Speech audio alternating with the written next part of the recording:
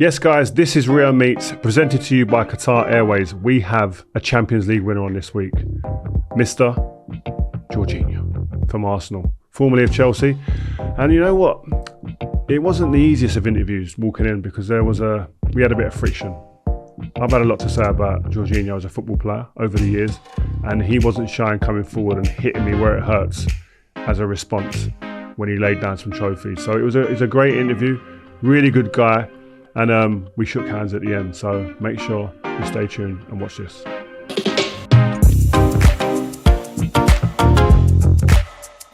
Well, Jorginho, we've been talking for a while. Great to have you come. Thank you. Straight from training. I love the door. Get there.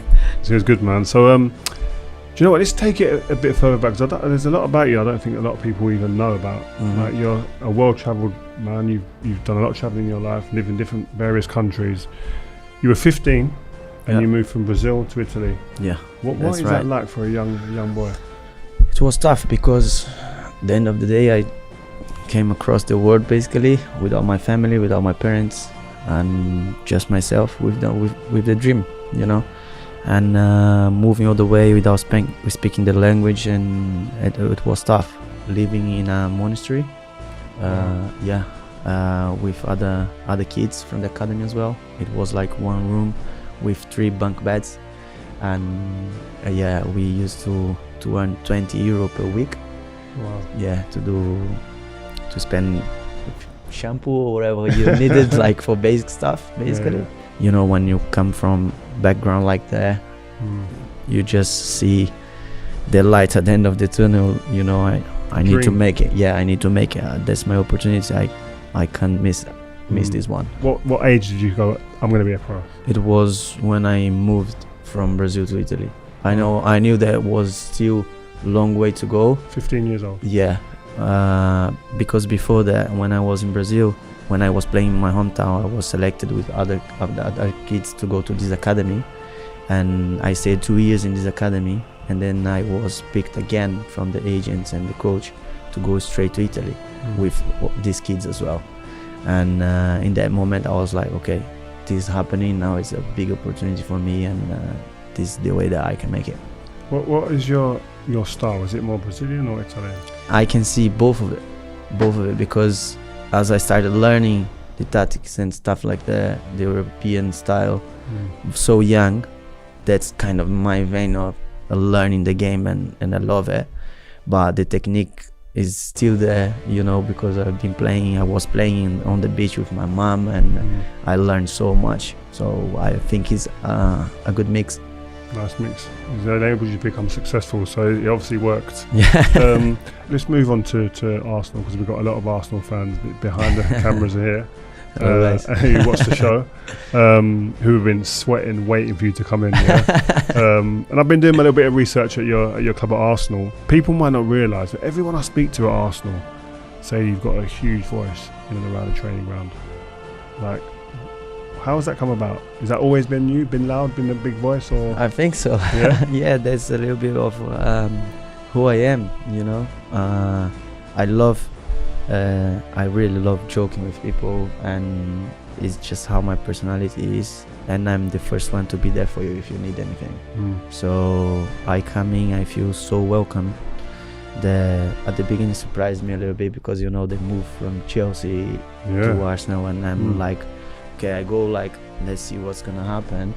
And the way I felt from inside the club, from training ground to the stadium, with supporters, with everybody, I was like, oh, this is lovely, and I feel I want to give everything I can to this club. Because it could have been like you say, Chelsea and Arsenal aren't perfect neighbours. Yeah, I know. It's difficult between the fans at times. Yeah. So that can be a difficult transition.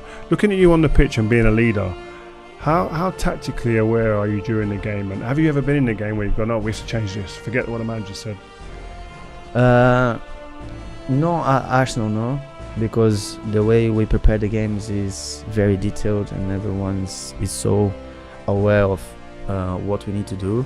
Maybe change something, but in terms of relationships, you know, like when I look at you, instead of going there, you need to go there, you know, or the voice, like the way you press, and it happened before that we can see that's not actually working, and we try to switch to see if it works better, but we try to sort out all together with the coach as well.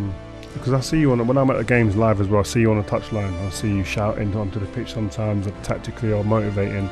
Like, does Arteta give you the freedom to be able to do all this stuff, or is it just something naturally that you just always come with? Honestly, it's something that naturally comes from me, because even when I'm on the outside, I'm like, I want to try and help somehow. And when I see something that could help, I just throw it there, and I feel the trust from the coach as well, from Mikel. He never said like, oh, don't do anything like that. So I think that's a trust from him that I appreciate as well. We've spoken about a couple of your different managers up to now. Your current manager is Mikel Arteta. Like, how different is he, and what does he give for you to be the best you can be? I think he's unbelievable. Is he better than you expected? I think so. Yeah. I knew he was really good, but maybe I didn't expect for him to work in so many details the way he does, which is good, because you go to the game that you know everything, what to expect, you know. And I was surprised how much we work on every single situation on the pitch. But even just there, you're saying how much layers of information that Mikel Arteta gives you. Yeah, it's different, but at the end, a player, I think, feels more comfortable when he goes to the pitch knowing like every single thing that's gonna happen and how to expect and be prepared for every single situation. Because with the others, so many times it happened that it came from like our qualities, our individual qualities, and in situations of maybe high press or a low block or throwing or anything like that, you know. And which with Mikel is different. I see a couple of quotes from him, because I'm always interested how the manager sees the players, and he says you're like you make your teammates play better, and it's almost like there's a manager on the pitch for him. Like, who was that, sir? Your manager. Do you feel that? Do you feel that responsibility has been given to you to go on there and be that guy? Because you play similar positions as well. No, I don't feel that responsibility, to be fair. I see more like a trust. And that's actually what I try to do. I try to make things simple to make them play better. If they play better, my job is done, basically. You know, I try to make things easier for them, like get out of the pressure or create an overload somewhere for them to have an advantage, or put the ball behind for them to have the space to run, or give the information, or the pressure is coming from the right or the left, or don't press now, or any information that can help them. Communication is a big part of your game. Huh? Yeah, it's a big one. Yeah. And you talk about like the way that, I don't know, Arteta, he just seems like a guy who's always computing things. Like, you know what I mean? Like just everything's going on behind the eyes, the steely eyes. Like, what are a couple of the non-negotiables when in the team structure and setup that this is a must with you guys? I'm not sure about that question, because I think he's so sure of how he wants the team to play, and it's so clear that he tries to make so clear with so many informations that it's even like hard for us to argue, like, you know. Honestly, with him I don't find the situations where I'm very unsure of something that I need to ask if we can change, you know what I mean? So it's true what you're saying though. Like, I think back to when I played it, there are any moments that I felt I'm not sure, the game doesn't go well. Yeah. You know what I mean? But every time I went on there, I knew like what the potential situation could finish like, and if I do this and we do this as a team, and it's clear, you've got a bigger chance of success. Yeah, I think so. I truly believe so. So that's why as well, that's why he works so much on every single situation, that it makes everything so much clear, and it's difficult to find like, oh, I'm not sure of this. Do you know what I mean? Do you think it helps that he played in a position you played? And does it mean when you play that position, because you are the eyes and the ears and the conductor, that gives you a better chance of being a manager? Because you look at a lot of the managers now. Pep played that position. Yeah, that's true. Ancelotti. Yeah. Do you know what I mean? Yeah. Two of the best Ancelotti, right now. yeah. Mikel Arteta's Mikel playing there Arteta, now.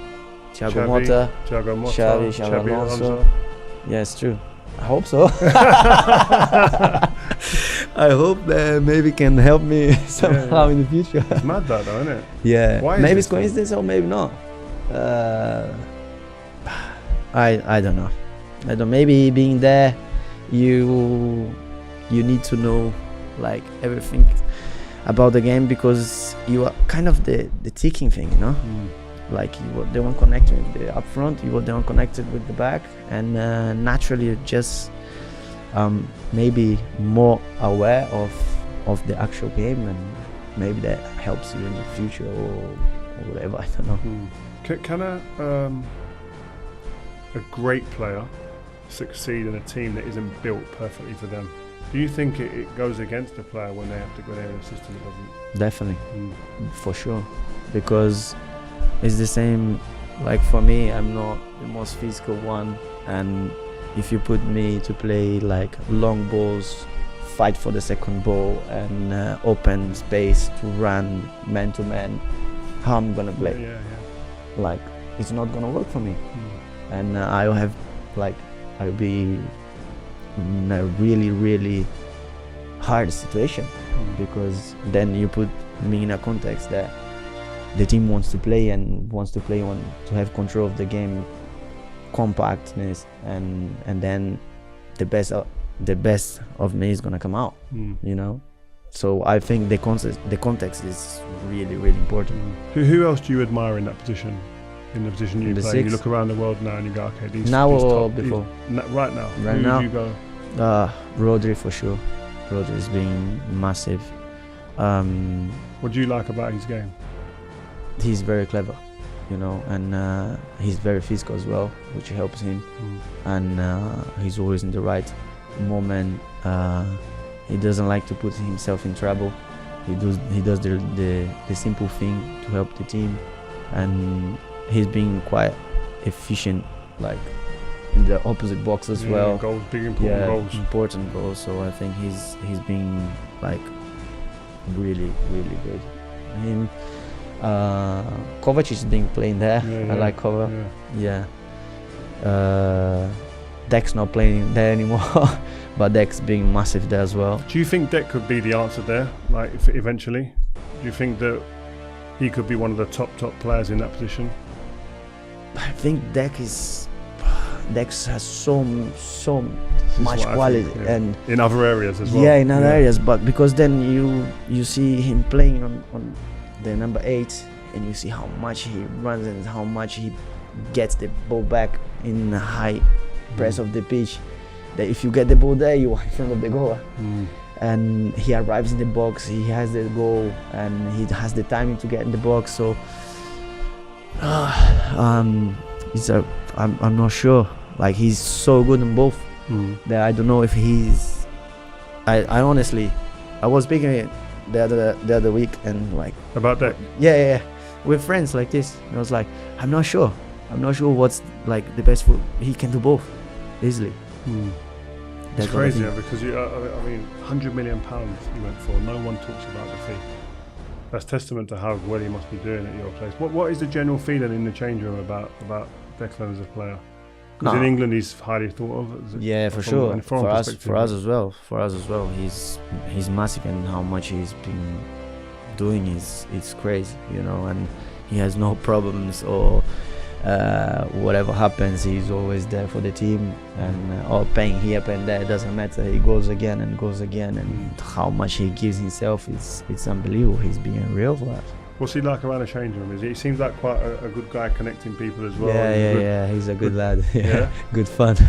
Yeah, he's a really, really nice guy. Has his jokes and funny guy, and he gets along with everybody, honestly. And our group now is such a good group. Honestly, there is no problem between players, always joking around and messing about, and that's the good atmosphere. You go there, it's a pleasure to be there, you know. It's really good. What do you see in this group? You've been in dressing rooms where you've won things, and you said, listen, certain things you go, I can feel it in the air. Mhm. You know, what is there anything you can feel in this squad that you go, I can see success coming in? Yeah, for sure. The hunger as well of the team. You know, you can see that the team is like so hungry, so hungry, and the way everyone is pushing each other, demanding from each other, and wanting to improve, and at the same time, you have a good atmosphere. You can sense good stuff is coming. You know. It's mad about. I'll go back to Declan. Sorry as well, but Declan Rice. I see that he said that like he knew he was good, but he didn't realise you were that good when he came. What does he mean? Well, because when you play against each other is one thing, and then when you see every day, you see more. You know, and maybe the way he saw me in training as well, some qualities that he couldn't realize playing against, or probably that's what he meant. Because I remember last season when you played together, you looked like you had a really good connection. Yeah. Like what do you allow him to be able to do, and what does he allow for you when you're both on the pitch together? Yeah, I think we have this good connection as well, because there is this trust, and we have a good connection because he knows what I want, and when you good player, when you are some certain level, you know that sometimes you don't even need to speak. You know, you just look and you know what the other one wants.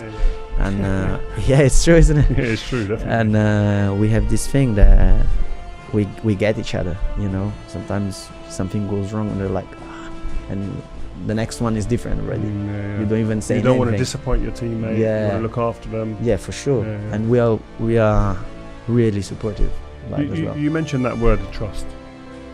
And there's a lot of players, not everyone's fortunate to have the trust of their manager in once, let alone for many times in their career from different managers. You've been fortunate and you've built that trust in your managers. What's it like for a player, and how do they deal with a manager when they don't have trust? Yeah, it's tough.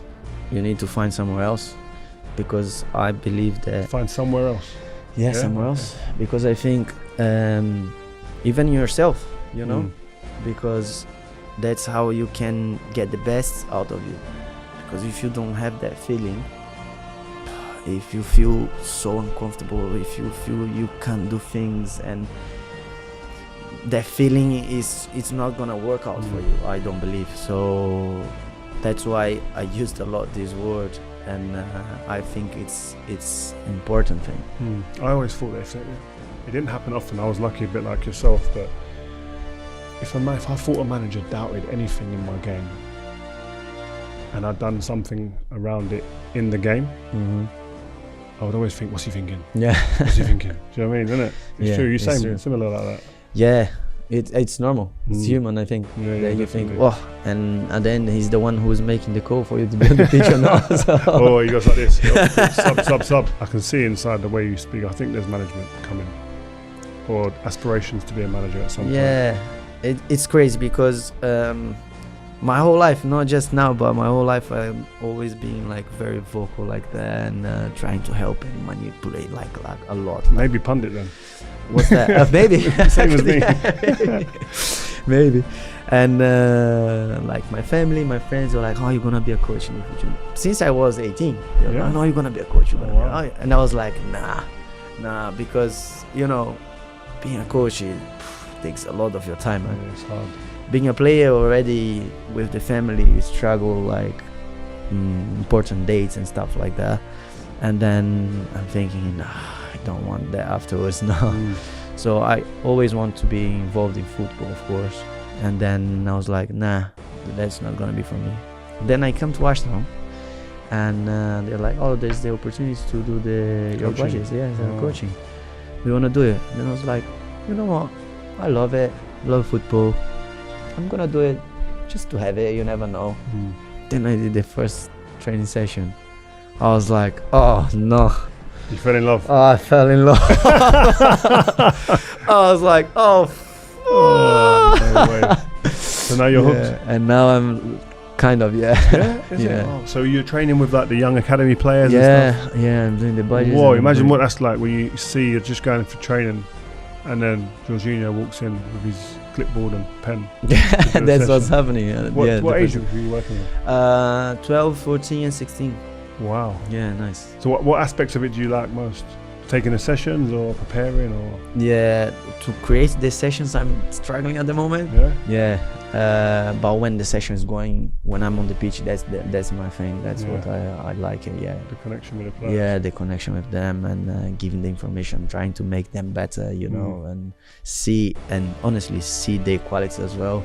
That fascinates me. It seems for me that it would, because I've done my coaching badges early and then I had to stop for personal reasons, but the bit I used to think is I enjoyed and I felt I could make an individual better. Making a team better is different. Yeah. Isn't it? Yeah. Much more difficult. Yeah, for sure. Using all the team, all the pitch, etc. Yeah. What will you be then? I don't know if you're a suit man or tracksuit. Nah, tracksuit. Tracksuit, yeah, for sure. Relax, chill. I almost came in tracksuit today. Nah, it doesn't matter what you wear here, but in the Emirates, I don't know if a tracksuit's going to work there, man. No, I do. Yeah? Yeah. So you, as you're coaching now, and you're the older player in the changing room. No anymore. Neto came. Oh yeah, sorry. He's older. I said thank you to him today. This morning I was like, I'm not doing this anymore. But do you feel like an extra responsibility for the younger players? You take a keen interest in the younger players? Oh yeah, for sure. But that's the thing that I see. I don't like just to say something. I prefer to lead by example as well. So always on time, do the right things, and they see that I do the right thing, and then like I can say if something is wrong. If I'm not doing right, well, I'm gonna tell him that he's doing wrong. That's true. You know, so I'm more in that way. What are the big differences you see in the younger generation now to when you were a young kid? Oh my days! You know what? I spoke to Cristiano. This is exactly the reaction that he gave me. Yeah. He said it's hard to give them the information. Yeah, it's and they hard. have to take it. Yeah. Back in the day, nah, I'm getting old. Back in the day, my days. Anyways, it's different now. The personalities, how they approach the attitude is just different. So when you find young kids with good attitude, it's nice to see because it's becoming more rare and rare. And on my time, it was just listen and do it and listen. There was no space for me to be talking, let's say. You know, it was the moment that I was learning, and I think it was maybe too much, but it needs a good balance of it, but not even like nah. Do you know what I mean? Like I think maybe the only reason I think it's money. It could be because they're getting so much so young. They're thinking, well, I need to speak. I've got a 5-year contract. It could be. It could be. Yeah, it could be. Yeah. And when we were younger, we was having to work hard to get a big contract. Yeah, for sure. You know what I mean? So you had to listen. But you was allowed to discipline them back then as well. Yeah. Older players were. Whoa! Tell me about it. You mentioned the young players who work hard. Like, Saka must be one of those guys. Oh, for sure. Yeah. How good is this guy? Unbelievable. Is he world class? World class. I said to him, I want to see you win the Ballon d'Or. I said to him because he's capable of winning the Ballon d'Or, yeah? I believe so. I believe in him. I believe him. Yeah. I hope he believes in himself as well. No, he must do. Yeah, for sure. He seems like a confident kid. What's he like? You're in the changing room with him. What's he like? He's quiet and funny at the same time, you know, and we make a lot of jokes, and now he's gonna be really upset with me. Why? Because I'm gonna tell what I joke about. Yeah, go on. So basically in Brazil we have this joke, and we make this nickname. Yes, Brazil pé, it means foot. Yeah. And pesudo, it means big foot. So when it's like bad technique or control or something like that, So we start calling him like, oh, Pesudo. No. Yeah, he's going mad. So you call him Pesudo, bad technique? Yeah, but it's a joke because yeah, he's yeah. completely the opposite, isn't it? Yeah. And he's just an unbelievable player who is becoming like a machine for us, and I hope he becomes like for England as well. You know, because his talent and his hunger and his quality is just so high. And on top of that, the person he just deserves like the world for him, like everything. I'm there cheering for him, honestly. Wow, that's nice for a teammate. I wish a teammate spoke about me like that. But what is special? If you look at his attributes and you break him down as a player, what do you go, you know what, that is something that sets him apart from everybody, or that's the elite, that's Ballon d'Or? What is it? Because before was going the left foot, going the left. Now it's going the right foot. See, that's what I was saying last season. Yeah. I want to see something different. Can you go on the right hand side? Can you be unpredictable more? Yeah. And he seems like every summer he's bringing something new. Yeah. Like, that work ethic is crazy as well, no? Yeah, and for me now, the thing he needs to go more now, it's his hunger to get in the box when he's on the weak side. Oh, he's speaking the same language. We're speaking the same language, George, man. Serious. Yeah, I want to see headers from him, cross you from he the can left get side. 6-7 more goals. Easy. Easy with that. Easy. And let's see how far he can get, you know. And for me, it's the little thing that he's missing, because sometimes the ball's on the other side and I can see he's coming. I was like, get in there. And it's not there. I'm like, no, man. But this is a hard thing for wingers, I think, because they've always been told, stay wide, stay wide. And then when the ball's on the opposite side of the other winger, he's going to cross it, you have to get in and close the post off. But I think it's more honestly, I think it's more their own thing. It's not from coaches. Because this thing, stay wide, every coach says, but when we are in the build-up, I never saw any coach to say when the ball is on the other side, stay wide. Yeah, it's true, No one said that. Yeah. It's just because naturally they want to be wide to get the ball on the feet and go 1-against-1, you know. But all the coaches, they were like, no, opposite side need to get there. It's concentration and it's hard work. Yeah, for sure, for sure. Just focus and the habit as well. The habit of getting there. I'm gonna get there. I'm gonna get there, and then you get used to it.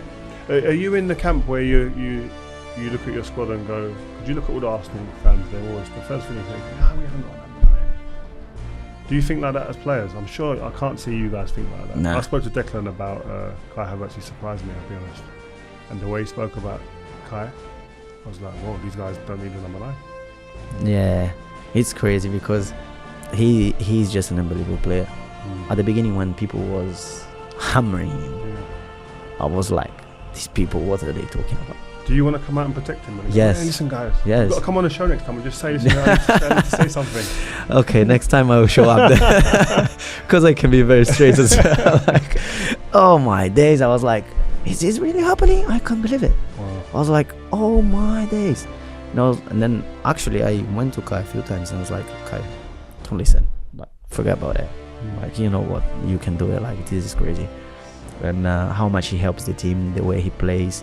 And the big improvement he had since he came to Premier League is how tougher he's getting every day. Like, he's getting tougher and tougher, you know.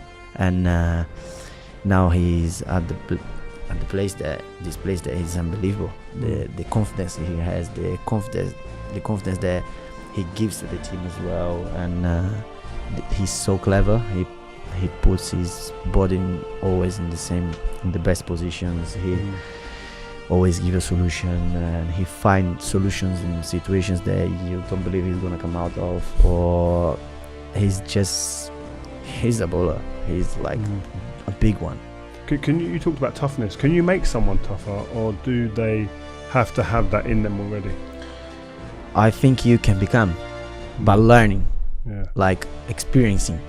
Like, you can't teach anybody just talking to someone. I don't think so. No, I agree. So he came at the beginning, he was getting kicks and he reacted, and then he started the next contracts he was put his foot and he was getting angry if something didn't go his way, and I was like, okay, it's coming out now. and it's just becoming better and better every day. Just finally on Arsenal, you came so close last season and the season before. Obviously, huge disappointment. I've been there myself.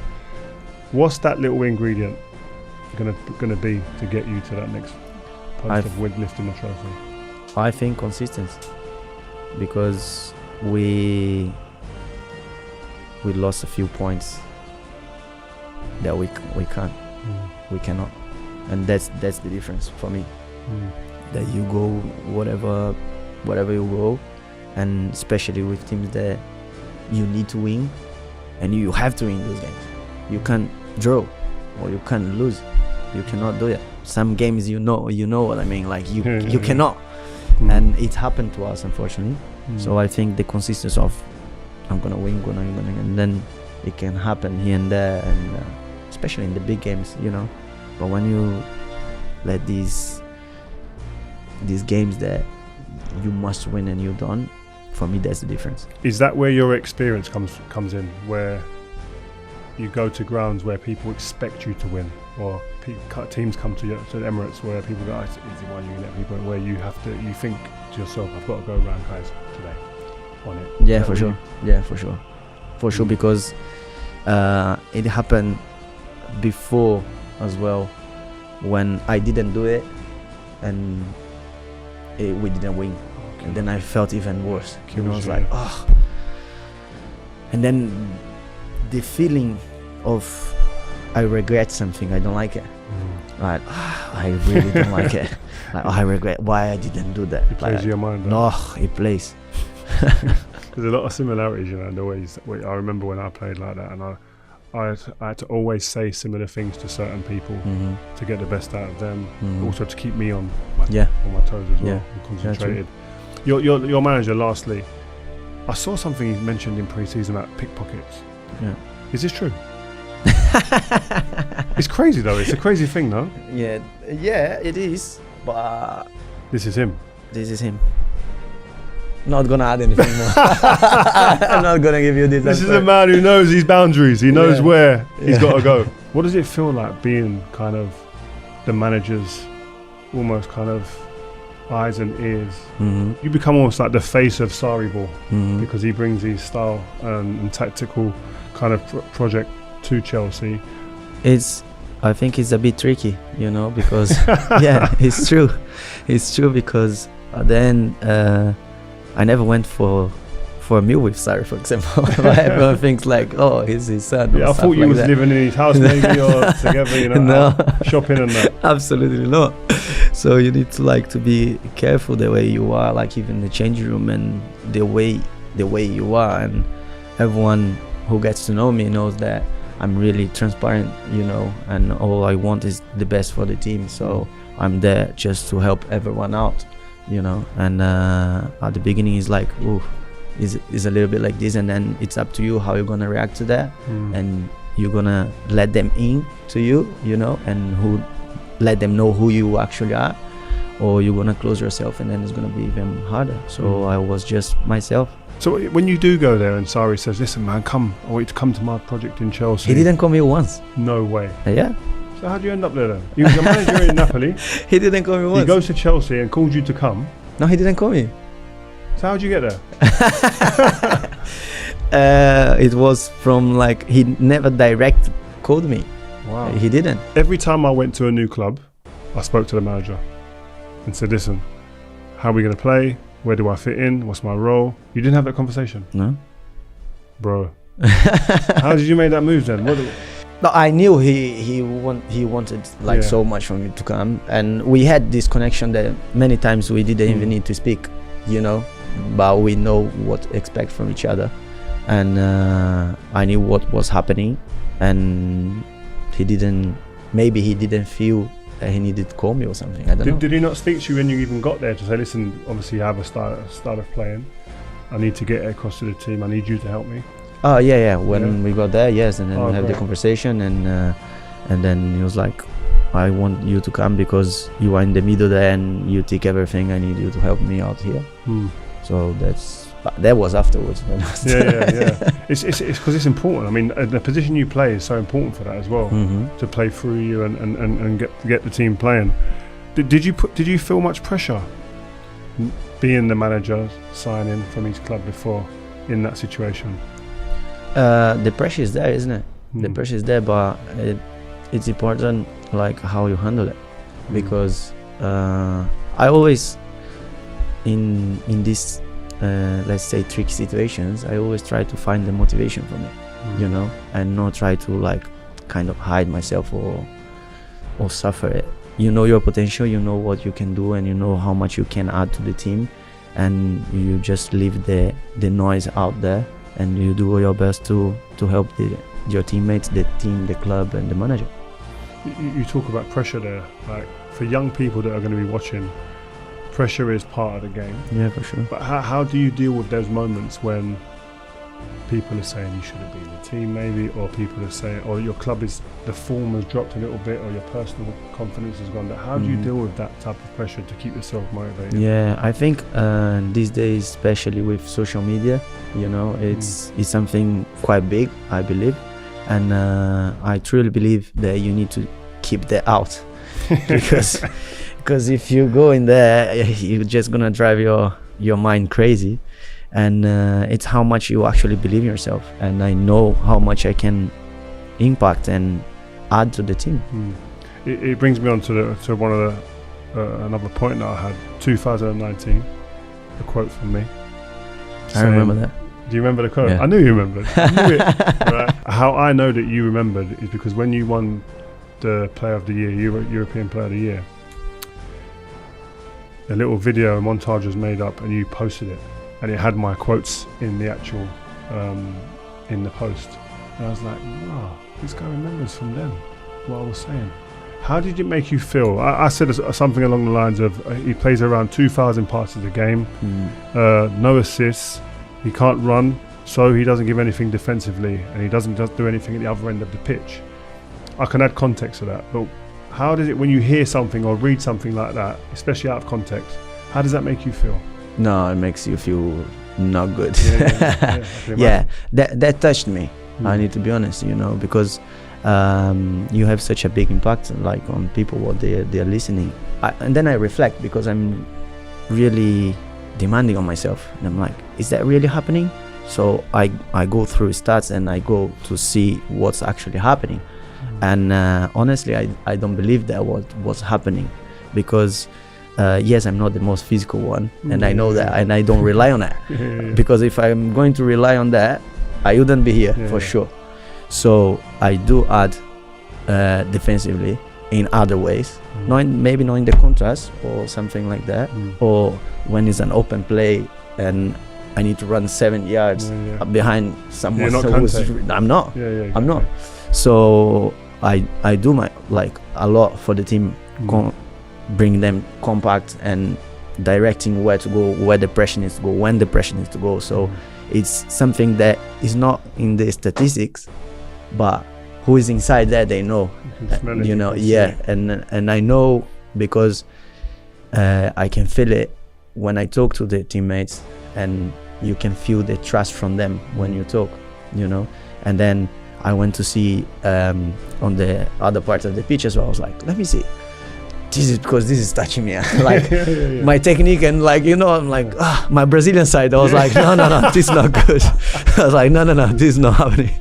So I was like, let me go in. And then I went to see, and the chances that unfortunately didn't end up in goals, he was creating. It was quite a lot, like 1-to-1. And I was like, I can't do assist and score, you know. So in the statistics, it's true. It's zero, but I was doing it, you know. So let me just give you context as well, because I was talking about big games. More importantly, was more because that game was against Arsenal. After the game against Arsenal, I think at Stamford Bridge, and it was more about. No, it was Emirates. It was Emirates, about the big games, and it was in a couple of the big games that I'd watched at that time.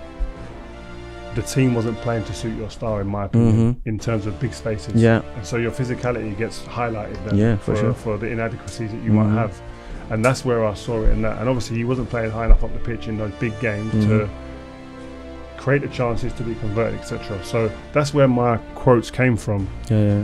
I'd like to reiterate here with you to your face is that nothing's ever personal. Yeah, for It's sure. always just, I look at things from a tactical perspective and what could be the problem, what may be the solution. Yeah, because it can't be personal. We don't even know each other. Yeah, And exactly. I completely get it. No, definitely. But what conversations happen in the change room around, like, because I'm really interested to see, like, when things happen in the media, how does the change room react to stuff like that? It always has an impact. Yeah. It always Guys are does. going, listen, have you seen that in the paper? Yeah, for sure. What he said Especially with social media now. Yeah, it's like, true. and because they do take the things Mm. many times out of context and just cut that part. Yeah. And then it has an impact. That's how it is. So moving on, we're always looking for like managers to come in and kind of implement their style of play as quickly as possible. And one moment where I was like, wow, that is like a crazy quick turn was Tuchel when he came to Chelsea after Frank Lampard in the game against Wolves, I think it was. Immediately switched to a back three.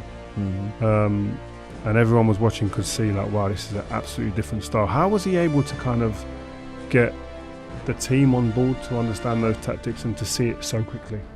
Yeah, I think he was really, really clever the way he did. He gave a few informations. He didn't try to put much information in. Oh, okay. He gave like two basic, simple information. Like what? Defensive, like 5-3-2, no balls inside. They play around and we defend here, because he didn't have time to work on how to press or Game immediately. game immediately. So I was like, we're not gonna go high pressing, man to man, or none of that. We're gonna stay compact here, and then when we get the ball, back five, I want the wingers, wing backs high, two in the base always. I want to play inside diagonal, create 2 against 1 on the wing. So that was it. When you say it like that, it sounds so easy. Yeah.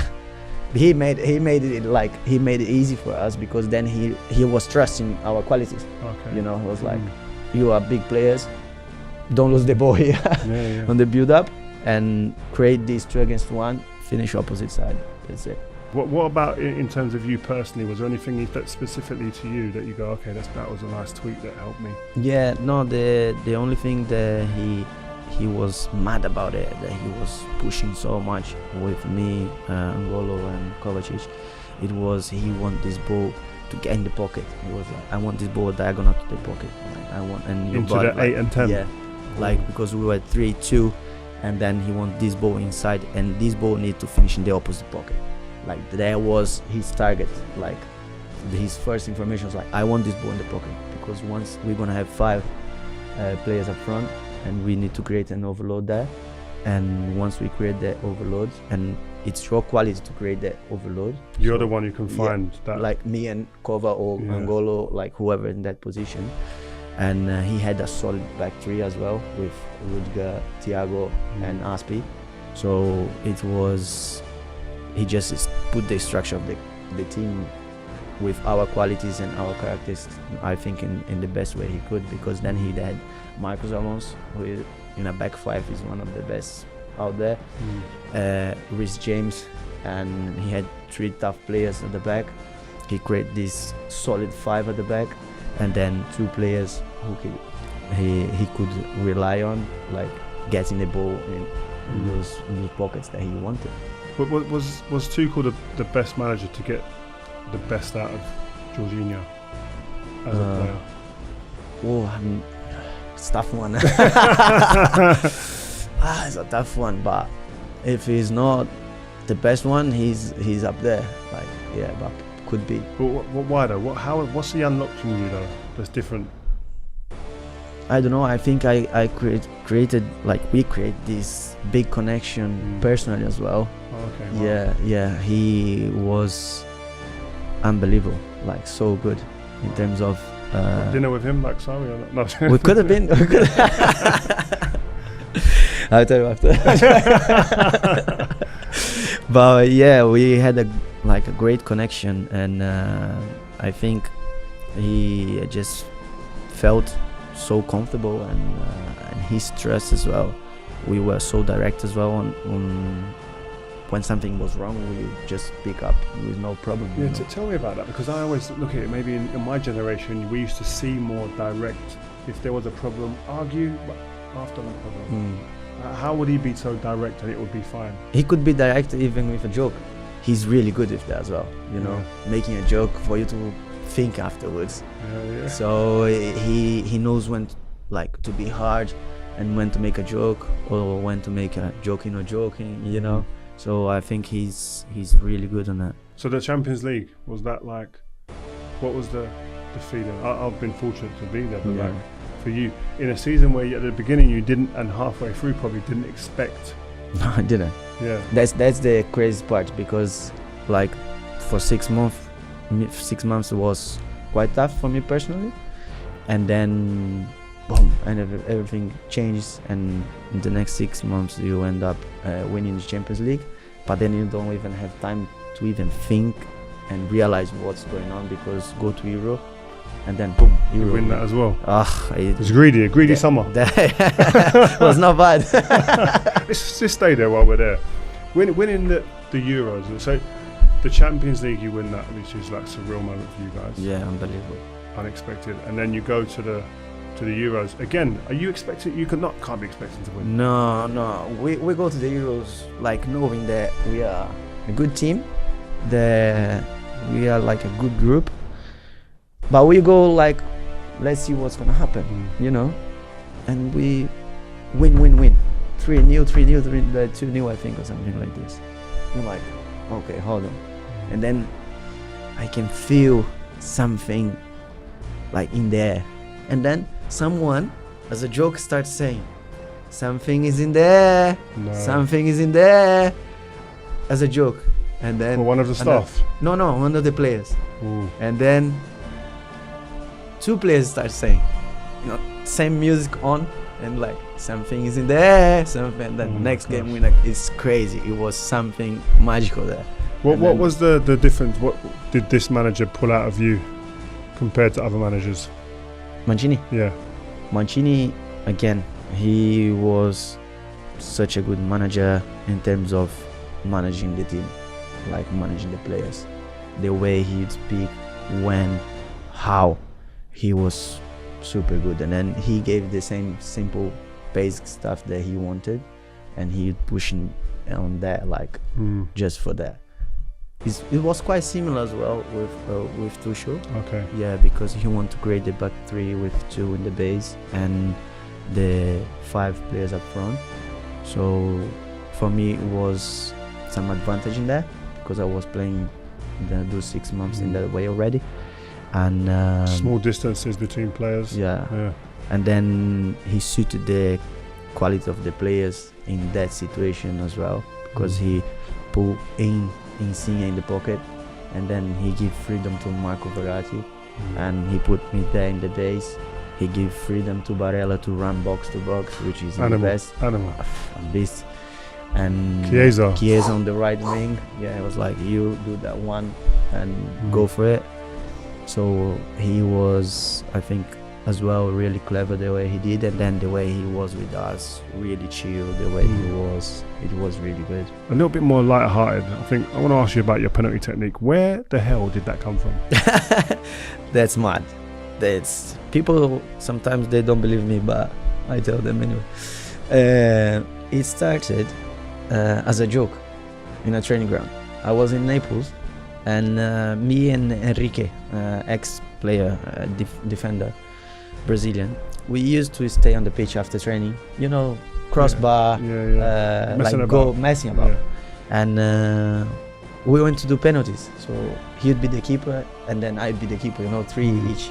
And competition with, like, I don't know, Odina or like whatever. And I went on the goal, and then it was him. When he went, I swear to you, I don't know where that came from. I went fast, and then because I wanted to stop, you know, like as before, they used to go and pretend to kick and stop and do it. So I went to do that, but I just jumped naturally, because I just did it. And I saw him moving, and then I put another way, and he was like, no, that doesn't count, because we stopped. I was like, no, I didn't stop. You was in motion, slow. Yeah. So he was like, do that again. So I did it again, and it worked. So like, hey, tomorrow you do on the keepers. I was like, they gonna kill me. So the next day, after training with the keepers, I did on the keepers. The first one, they went mental.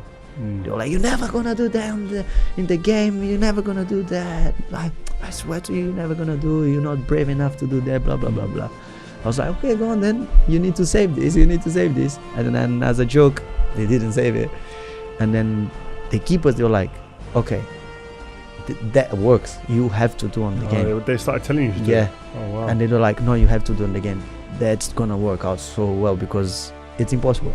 And at the beginning, honestly, it felt pretty easy for me. Did it? So easy. It looks difficult, man. So they don't know what to expect now, you know.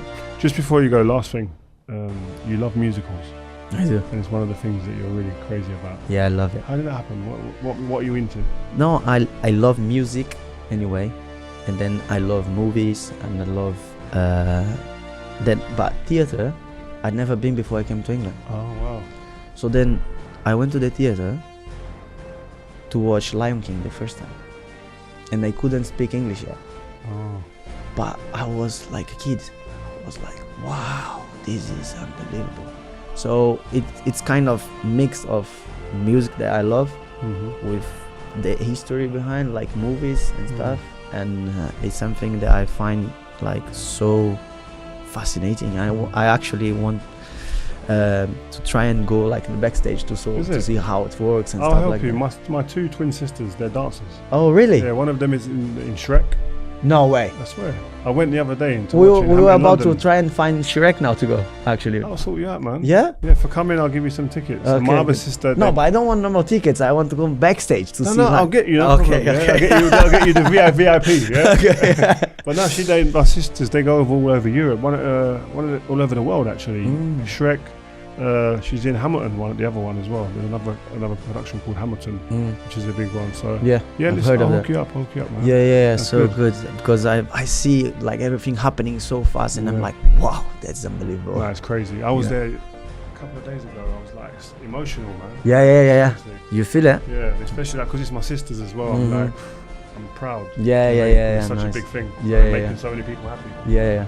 So Me. well, listen, exactly. I can tell my sister they made Jorginho happy, so that's good. But listen, man, really appreciate your time. No, Great to see you and talk about it again.